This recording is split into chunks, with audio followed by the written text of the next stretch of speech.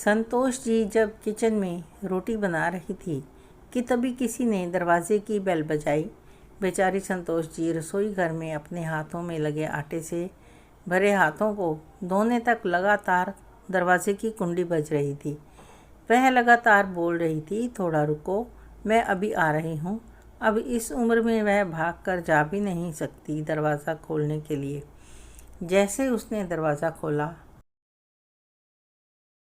और सामने देखा तो उनकी बेटी रचना दरवाजे के बाहर खड़ी थी। तब उसे आश्चर्य हुआ कि कुछ बताया भी नहीं और मैंने भी नहीं बुलाया, तो अचानक रचना कैसे आ गई। अपनी बेटी को देखकर संतोष जी बोली, आने से पहले बताना चाहिए था। अकेली आई हो क्या? दामाद जी और बच्चे कहाँ हैं? संतोष जी ने एक साथ कई सारे सवाल कर दिए। तभी रचना बोली, माँ, क्या कोई अपनी प्यारी इकलौती बेटी का ऐसे स्वागत करता है? मुझे लगा था कि तुम मुझे अचानक देखकर बहुत खुश होगी और सबसे पहले मुझे गले लगा लोगी, पर यहाँ तो उल्टा ही हो रहा है। शायद तुम दुनिया की पहली माँ होगी जो बेटी को ससुराल से अपने घर आते देखकर खुश होने की बजाय चिंता में पड़ गई। क्या मैं अकेली हमेशा दामाद और बच्चों के साथ ही आना ज़रूरी है? बोलकर रचना घर में प्रवेश कर गई और अपना सामान रखकर बोली, भाभी कहाँ पर है? भाभी जल्दी चाय नाश्ता लेकर आओ, आपकी ननद आई है। बहू घर पर नहीं है, अपने मायके गई है, माँ ने कहा।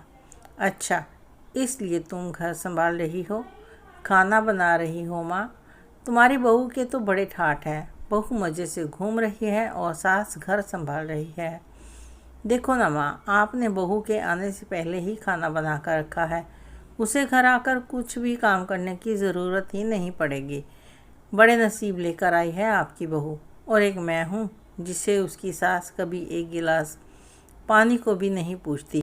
रचना ने ताना मारते हुए कहा, बेटा, प्यार और इज्जत ऐसी चीज़ है जो हम पहले किसी को देते हैं, फिर उससे अपेक्षा रखते हैं कि वह भी हमें वापस दे। माँ ने उसे समझाते हुए कहा। माँ ने आगे कहा, हर एक लड़की को अपने ससुराल में जगह बनानी पड़ती है, वहाँ कुछ भी आसानी से नहीं मिलता। तुम अपनी सास से एक गिलास पानी की अपेक्षा करती हो? तुम तो उनकी बहू हो।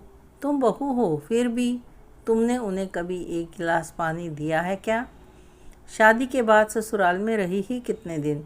जब तुम्हारे मन को लगा तब अपना बैग भर लिया और सीधा मायके आ जाती हो। मायका और ससुराल एक ही शहर में है। इसका मतलब ऐसा नहीं होता कि तुम जब चाहो तब मायके आ जाओ और चाहे जितने दिन रहकर वापस ससुराल चली जाओ। मायके में भी बेटी को मान सम्मान तभी मिलता है जब बेटी ससुराल का मान सम्मान रखकर मायके में कुछ दिनों के लिए आती है, तभी उसे मान सम्मान मिलता है। ऐसा हर रोज़ बिन बुलाए, कोई कारण ना होते हुए भी बेटी मायके चली आती होगी तो उसकी साधारण पूछताछ भी कोई नहीं करता। और तुम मेरी बहू को बोलती हो ना? तुम तो मेरी बहू की बराबरी ही मत करो। वह कभी भी बिना बुलाए अपने मायके नहीं जाती है, और जाए भी तो वहाँ की किसी भी बात में वह कुछ नहीं बोलती। वह जब घर में रहती है तब वह मुझे घर में किसी भी काम को हाथ नहीं लगाने देती। अब मैं मेरी इच्छा से घर के काम कर रही हूँ, वह मुझे काम करने को नहीं कह गई। अपनी बेटी को माँ से ज़्यादा अच्छा कौन समझ सकता है? मुझे तुम्हारा स्वभाव अच्छी तरह से पता है। तुम्हारे ससुराल में सब लोग अच्छे हैं, तुम ही उनके साथ मिलजुल कर नहीं रहना चाहती। ससुराल तो ससुराल होता है और मायका तो मायका होता है। मायके में घर का काम अपनी मर्जी से होता है। ससुराल में सबसे पहले सबका दिल जीतना पड़ता है और सबको अपना बनाना पड़ता है। उसके लिए छोटों से लेकर बड़ों तक सबको प्यार देना पड़ता है। सबकी पसंद नापसंद का ख्याल रखना पड़ता है। सबसे प्यार से बोलकर सबको उनके घर के कामों में मदद करनी पड़ती है। तभी सब लोग घर में आई नई बहू को स्वीकार करते हैं, उसे अपना मानते हैं। लेकिन तुम जिम्मेदारी लेने के लिए तैयार ही नहीं हो, इसलिए रोज़ रोज़ मायके चली आती हो और यहाँ आकर भी वही करती हो। अभी की बात देख लो, घर के अंदर कदम भी नहीं रखा। उतने में भाभी को ऑर्डर देना भी शुरू कर दिया। भाभी, मुझे चाय नाश्ता दो। वह व्यक्ति घर में है या नहीं, वह कैसी है, उसकी तबीयत कैसी है, यह सब पूछना भी ज़रूरी नहीं समझा। घर में आए मेहमान की मेहमान नवाजी होती है, पर उनका बर्ताव, बोलना सामने के व्यक्ति को पसंद आया तो मेहमान नवाजी ना मांगते हुए भी पूरी होती है।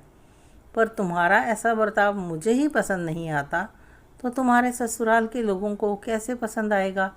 तुम बोलती हो ना, मेरी बहू के बहुत ठाठ हैं, तो वह बात सही है। उसने यहाँ हमारा दिल जीत लिया है और हर एक के दिल में खुद की जगह बनाई है। वह रोज़ रोज़ तुम्हारे जैसे ससुराल के लोगों के साथ झगड़ा करके मायके नहीं जाती। इसी वजह से ससुराल और मायके दोनों जगह उसकी इज्जत होती है। जब तक मायके से उसे बुलावा नहीं आता तब तक वह जाती नहीं। और आज माँ ने ही अपनी बेटी को उसके बर्ताव के दोष दिखाए, क्योंकि उसे लगता था कि अपनी बेटी को अभी नहीं समझाया तो वह कभी नहीं समझेगी। तब तक बहू भी घर आ गई।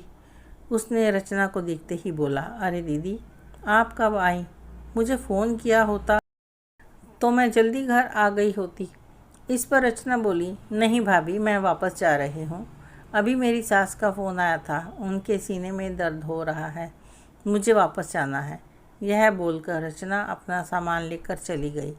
तभी उसकी भाभी ने उसे रोकने का प्रयास किया, पर उसकी सास ने अपनी बेटी को रोकने के लिए मना किया और अपनी बहू को बोली, बहू जाने दो उसे, पहले उसे अपना घर संभालने दे, उसके बाद से मायके में आने दो। तुम भी किसी के नहीं बुलाने पर अपने मायके जाती हो क्या? तभी बहू भी समझ गई कि सास ने उनकी बेटी को जीवन का पाठ पढ़ाया है। काफ़ी महीने हो गए रचना का फ़ोन नहीं आया, वह खुद भी मायके नहीं आई। इसलिए उसकी माँ ने उसे फ़ोन किया। शुरुआत में किसी ने भी फ़ोन नहीं उठाया, फिर थोड़ी देर बाद फ़ोन किया तो फ़ोन उठाया, लेकिन रचना ने नहीं, उसकी सास ने उठाया। तभी उन्होंने उनकी तबीयत का पूछा, फिर दोनों की बातें शुरू हुई। तभी बीच में ही रचना की सास ने उसकी माँ को धन्यवाद किया।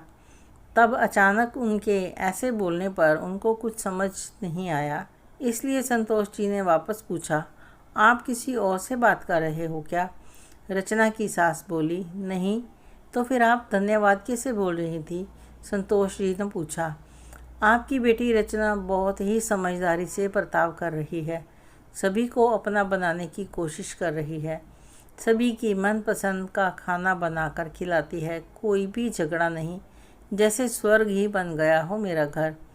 इसलिए मैं आपको धन्यवाद बोल रही हूँ। आपकी बेटी के अच्छे बर्ताव से यह दिन हमें देखने को मिले, हम तो धन्य हो गए। पहले हमें उसकी तरफ से कोई भी अपेक्षा नहीं थी, पर आपने उसे समझा कर भेजा और उसके स्वभाव में बदलाव आया। आज इस रचना को मायके जाना तो दूर की बात है, फ़ोन पर बात करने के लिए भी उसके पास वक्त नहीं है। वह अपनी गृहस्थी में व्यस्त हो गई है।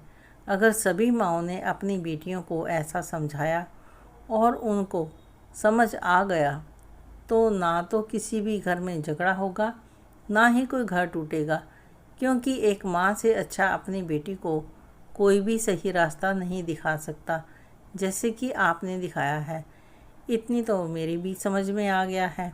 आप चिंता ना करें, मैं अभी रचना से आपकी बात कराती हूँ, जो इस समय सबके लिए हलवा बना रही है।